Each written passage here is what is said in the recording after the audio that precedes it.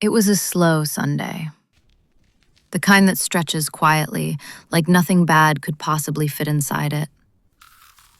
I was on the couch in an old t-shirt, a bowl of chips balanced on my lap. Sunlight cut across the floor in a narrow stripe, dust floating in it, still. The TV was talking to itself. I wasn't really listening. Another assault reported last night. Same area, late evening. The anchor's voice was steady, professional, almost bored. I didn't look up. Bad things always happen somewhere else, to someone else. I changed the channel. My phone lit up. "Come out tonight," my friend texted. "You've been hiding all week." I smiled. Maybe she was right. Then my mom called. "Did you hear the news?" I did. "Just be careful." There was something in her voice, something the news anchor didn't have. I laughed. It's not a horror movie. And I meant it. I didn't overthink it. Shower, jeans, a light jacket. I stood in front of the mirror longer than usual, not because I was scared, just checking. The apartment felt quieter once the TV was off, too quiet. I grabbed my keys. For a second, I remembered the news, then I pushed it away. Outside, the air was cool, fresh, normal. A neighbor was walking his dog. Someone laughed near the entrance, car doors closing, everyday sounds. Fear feels dramatic on television. In real life, everything looks ordinary. My friend was already inside the cafe when I arrived. Warm light, music, people talking too loudly. We ordered drinks. We talked about nothing important. Work, people we both disliked, the news. "Did you hear about that guy?" she asked. "The attacker?" "Yeah." "It's scary." I shrugged. He's probably looking for someone specific. I don't know why I said that, like danger has preferences. We stayed longer than we planned. Time moved easily there. By the time we left, it was close to 11. She went one way. I went toward the underground parking garage. Underground parking garages always feel colder. The air is heavier. The light is harsher, too white. My steps echoed between the concrete columns, sharp, clear. I unlocked my car from a distance. The headlights blinked once. I kept walking. That's when I heard it, another set of steps. I didn't turn around right away. There's a strange instinct. Your brain looks for explanations before it looks for danger. Ventilation, echo, someone in another row. I slowed down. The steps didn't. I walked faster. They didn't match me. They stayed steady.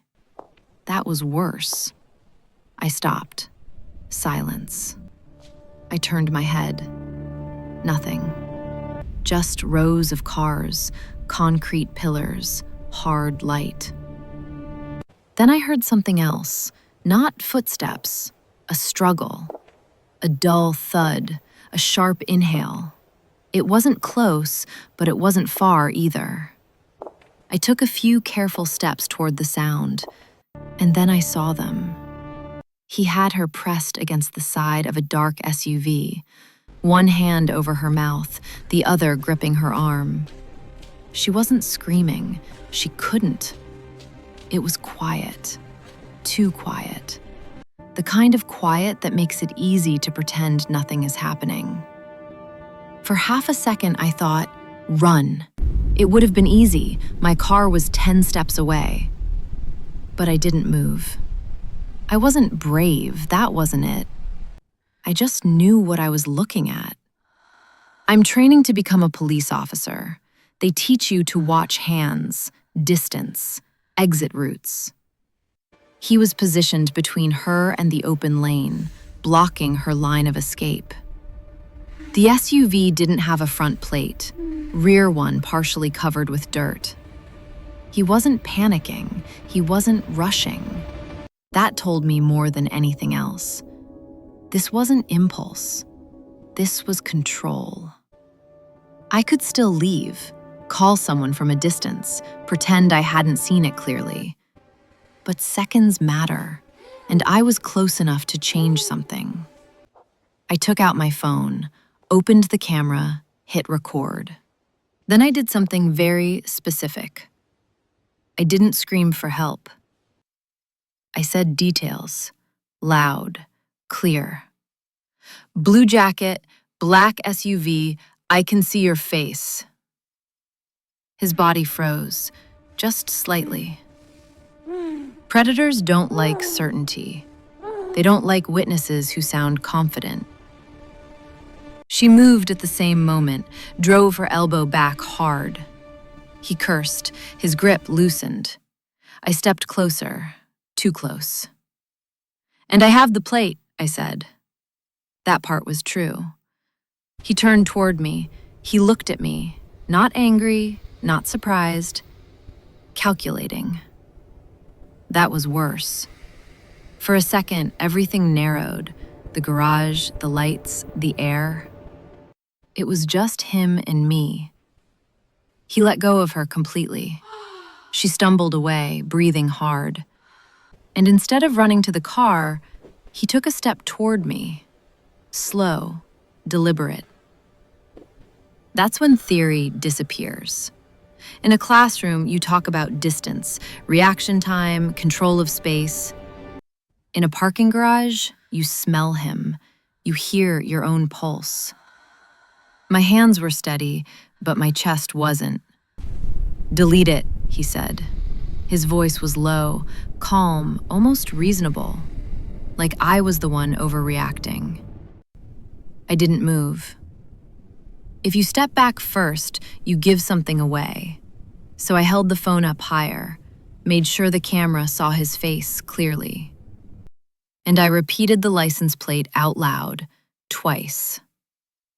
That changed something. Not fear, risk. Somewhere above us, a door slammed. Voices, footsteps. He heard them too. His eyes flicked past me, measured the distance, measured the timing. Then he stepped back. Not rushed, not chaotic, controlled. He walked to the SUV, got inside, and before the engine started, he looked at me again, long enough to remember my face. The engine started. The SUV rolled forward slowly, then turned between the concrete rows and disappeared. For a moment, none of us moved. The girl was shaking. I realized I was too. I finally stopped recording. My hand hurt from gripping the phone. I called the police. Address, description, vehicle. My voice sounded steady, more steady than I felt.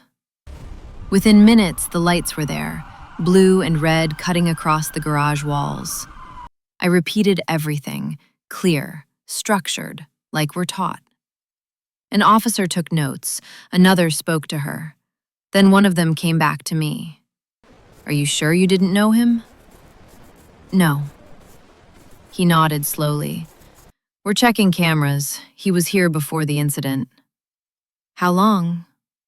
"About 10 minutes." 10 minutes. Where was he standing? The officer glanced at his tablet. "Near that column." I followed his finger. It was the column directly across from my car, the place I had walked past without looking. The footsteps I heard earlier, they weren't behind me. He had already stopped, already watching, choosing. I drove home slowly. Every red light felt longer, every car beside me too close. When I finally parked outside my building, I didn't get out right away.